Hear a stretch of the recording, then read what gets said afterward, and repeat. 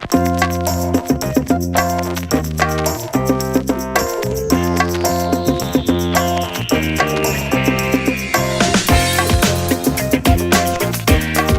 guys, it's me, Lady G again, and thanks for tuning in. This video is going to be a little bit of a mishmash of things, okay? I'm a little bit of a YouTube junkie, okay?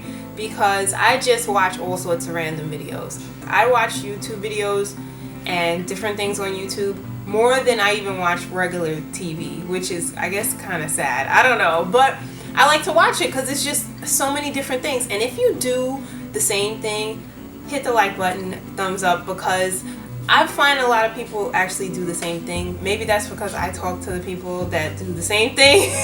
So this video is really just going to be like a chat video based on some things that have been on, not YouTube, but on like the OWN network lately. If you don't know where the OWN network is, because everybody's like, they can't find it on their TV, then, you know, I think you go online and you can just like on the Oprah.com website and then click on the OWN TV part, and then it'll show you based on your service provider what channel OWN is. And I'm going off rambling because, you know, I should just get to the point of what I'm saying. Basically, lately she's had I think she's actually a doctor or professor, or maybe both, Brene Brown on there. I actually heard of Brene Brown a while ago because about a year ago or so I had watched the TED Talks, because that's one of my addictions. I actually watched TED Talks, you know, a lot. I watched her TED Talk on vulnerability. That's what it was, the power of vulnerability. I think that was the name of it. I'll link it in the description box below. But basically she was talking, and I'm really bad at summing things up because I have my own ideas and then they seep in and blah blah blah. She was talking about how powerful, obviously, vulnerability is, and you actually like showing up and being vulnerable instead of kind of like always fighting it. It's actually a strength, you know, as opposed to everybody always thinks that vulnerability and being vulnerable is a weakness, okay? And actually it's a strength because it takes a lot of guts to just be vulnerable and sit in that spot of vulnerability and then just, you know, kind of open yourself up, as opposed to always like having your armor on. So she has been on the Oprah Life Class shows, you know, either was the like Super Soul Sunday or like the Life Class shows they have during the week. And it was like, one was like 2 weeks ago, and then one was like this week, maybe it was 3 weeks ago, and then this week that just passed for the second part. Anyway, I've been on the phone back and forth talking to my BFF, MegaFaith25, and I'll put her link below too, because we actually just like made a pact that we're gonna go and just kind of be on this vulnerability path together.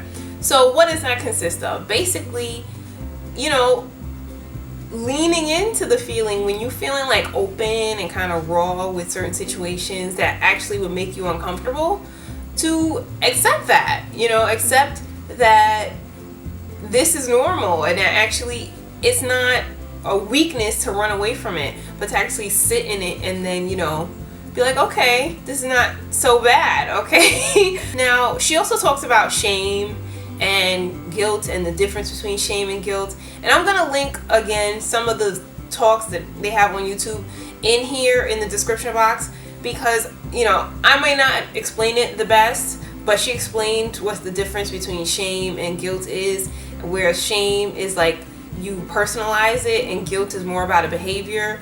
You do something to someone and you're sorry about it, and so shame would be, you know, oh, I'm sorry I did this, I'm a loser. Whereas opposed to guilt would be like, I'm sorry I did this to you, let me try to make it up to you, kind of thing. You know, not really like personalizing it and making it yours, like, oh my god, I'm so horrible. So, you know, even that is very impactful, because knowing the difference between the two of them. So as I was saying, when I was thinking more about it all, and I really realized that at the root of almost all of it is fear. I know there's a lot of videos that are out right now about fear and everything. I think even Shameless Maya, she made a video within the last couple of months maybe about fear, and that was really good too, and I'll link that below. And you don't really realize how much fear actually like grips you, and it really is silly when you think about it. Even though you try to fight it, you know, fear comes in in everything. Like at the root of anger sometimes is fear. At the root of shame sometimes is fear. Like at the root of a lot of things is fear. Like for some people, and I'm just gonna make it really kind of superficial. So for example, someone may buy, let's just say, a bag, a designer bag, whatever it is. And they don't even know why they're really buying it. You know what I mean? Like some people buy it and they think, oh, this is what I want. This is like the it thing. But really, at the root of it is fear, because they fear that someone will look at them badly, or like, you know, that they're cheap or something because they don't have a particular thing. So that's fear, as opposed to like someone that just buys the bag because they like the bag. So even by coincidence, as I've been, you know, thinking about vulnerability and fear and everything lately, I actually watched which is completely unrelated to anything, the movie After Earth, and that was with Will Smith and his son Jaden. I think that was Jaden, right? I'm not gonna get into all the movie, and some people felt a way about it. I don't really know what was the whole issue about it. I thought it was a pretty good movie. I thought it was cute watching the two of them, but that's neither here nor there. So at one point, Will Smith was explaining to his son how it is that he was such a great soldier, you know, whatever it is, because they had to do and train to be able to do this thing called ghosting, where the big animal, whatever it is, couldn't smell the pheromones that were coming off, that were, you know, the fearful things. So ghosting pretty much was being completely absent of fear, and then you're able to kill the big monster because you don't have fear and they can't smell that on you. Okay, so he was explaining to his son how it is that he came to this conclusion, and he just said in the same thing was that he realized that fear is nothing that is real. Pretty much, it's something that's in your head. That's not verbatim what he said, but he said it is something that is in your thoughts of maybe in the future or based on something that's in the past, but it's nothing that's really real. You know, danger is real. That's what he said, which is true. Danger is real, but fear is not real. But don't get me wrong, you know, I'm not saying I'm free of fear. I fear a lot of things, but that is why I'm even like coming across this vulnerability and, you know, digging into it, because there's a lot of things that I fear unnecessarily, and that's just based on like, you know, anxiety and blah blah blah. So back to the Brene Brown show. She was on there, and I took all these notes, and I have this really bad habit of writing notes on like random pieces of paper, and then I can't find the paper, because that's exactly what happened. I wrote the notes down and I can't remember where the hell I put them. So there was a really big part in it that she had said that had like, you know, that kind of struck me, was that she said shame cannot live when there's like truth and you kind of speak it out. And a lot of times people do not speak it for fear of judgment of other people. And she also said that it's really important for you to have certain people in your life in which you are able to be without fear, I'm saying, and judgment, and just say what it is that you feel you maybe feel shame about.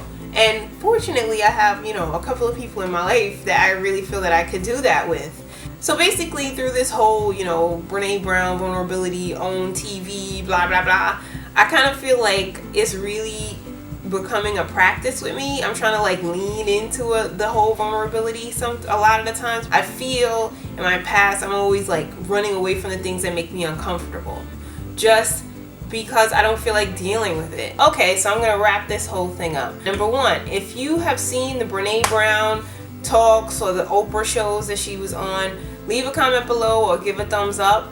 Let me know that you've seen it. And number two, I want you to take the time to think about what it is that you may be fearful of being vulnerable about, okay? Because there's something that everyone is like fearful of being vulnerable about. Sometimes it's talking to your parents about something. Sometimes it's, you know, being yourself about something, you know. It doesn't really make a difference what it is. So I'm gonna start by saying that I was fearful and, you know, about being vulnerable and open and being judged when I even started doing these YouTube videos. Of course, I did have my person that went and said, go ahead and do it, which is Mega Faith.